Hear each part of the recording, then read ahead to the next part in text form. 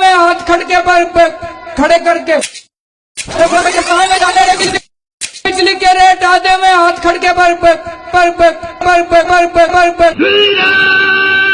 बिजली के रेट आधे में हाथ खड़के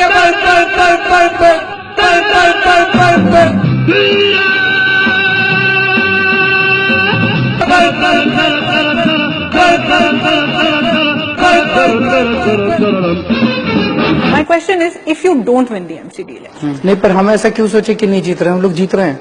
दुनिया में लोगों को धोखा कभी हो जाता है। तो अगर हम बीजेपी को चुनते हैं, अगर हम दिल्ली में कूड़ा फैलाने वाली पार्टी को चुनते हैं, कहीं ना कहीं हमारे वोट की वजह से हमारे बच्चे बीमार हो रहे हैं। ये मनीष सिसोदिया हमारा शिक्षा मंत्री पागल है एक नंबर का।